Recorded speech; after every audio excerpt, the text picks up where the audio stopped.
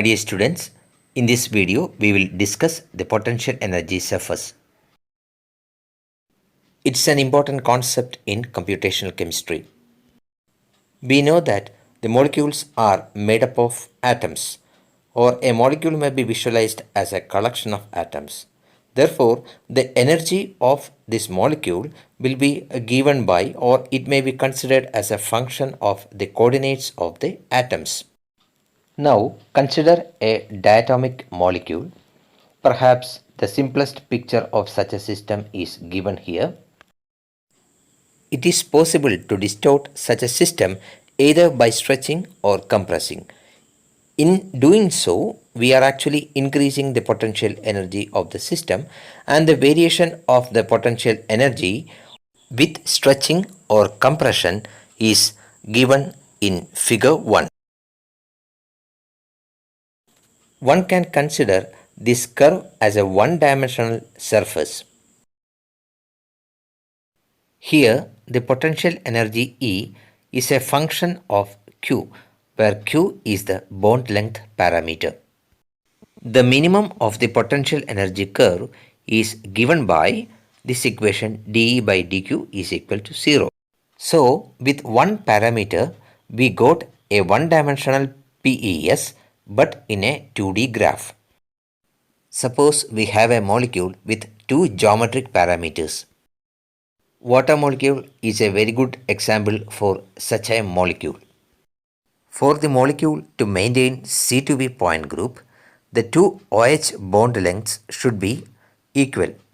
Therefore, we can define the geometry of the molecule by two parameters, namely the OH bond length and HOH bond angle. The potential energy surface is given in figure 2. This is a 2D PES in 3-coordinate system.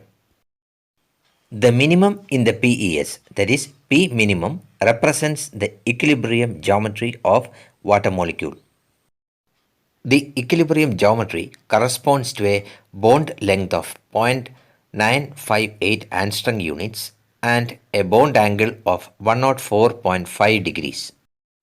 At P minimum, the first derivative of potential energy with respect to the parameters will be equal to 0. Now, let us consider a molecule with lower symmetry, say HOF. Unlike the water molecule, here the two bond lengths are different. That is, HO bond length and OF bond length will be different. Therefore, we require three parameters for defining the geometry of the molecule. Therefore, the PES will be a 3D surface in 4 mutually perpendicular axis system. Such a potential energy surface is referred to as hypersurface. Next, we will see the significance of potential energy surface. Please go through the slide we have already explained. The PES actually gives a quantitative relationship between the molecular structure and its energy. A PES can describe the molecular structure, it can describe a chemical reaction, it can even describe the relative energies of conformers. The fundamental calculation in computational chemistry involves the calculation of potential energy surface. For instance, the potential energy surface calculated for N-propane using dihedrals as parameters is given in this figure. Anyway, we will not go into the details of the calculation here. On the potential energy surface, we can find points of maxima and minima. The minima corresponds to those conformers or structures which are more or less stable. The lowest energy point in the PES is referred to as global minimum, and the relative minimum point compared to the nearby points on the surface is referred to as local minimum. In visualizing a chemical reaction, one can assume that the molecular system moves from one minimum to the another minimum. The lowest energy pathway Linking the two minima is referred to as intrinsic reaction coordinate, which is abbreviated as IRC. In doing so, the system has to pass through the transition state. The point on the PES representing the transition state is also referred to as a saddle point. The transition state linking the two minima, although represents a maximum along the IRC, it represents a minimum along all the other directions. At this region, the PES has a saddle-shaped surface and the transition state is called a saddle point. In this figure, we have already seen how a potential energy surface is generated for different conformers. Figure 6 is a simplified PES, that is 1D PES, which shows the variation of electronic energy for butane as a function of dihedral angle. Here, the 0 degree dihedral angle represents the eclipsed conformer.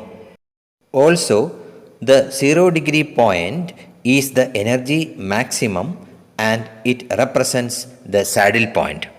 The energy minimum at 60 degrees corresponds to the gauge conformation and it is a local minimum. While 180 degree minimum is the lowest energy point on the PES and so is the global minimum, which represents the staggered anti or trans conformation. The points on the PES with zero gradient is referred to as stationary points. That is, the tangent to these points will be parallel to the x-axis, that is, the geometric parameter axis. Stationary points are minima that correspond to actual molecules with finite lifetime, that is, they represent the molecular structure which are more or less stable. At stationary points, the first derivative of potential energy with respect to each geometric parameter will be equal to 0. Mathematically, minima and saddle points differ in the aspect that minima are minimum points in all directions, but a saddle point is maximum along the reaction coordinate and a minimum in all the other directions.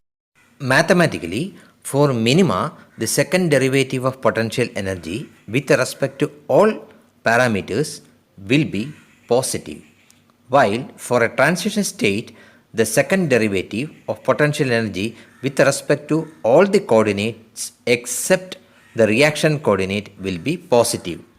For the transition state, the second derivative of potential energy with respect to the coordinate along the reaction coordinate will be negative. Saddle point with negative second derivative with respect to only one coordinate system is referred to as a first order saddle point. Therefore, transition state is a first order saddle point.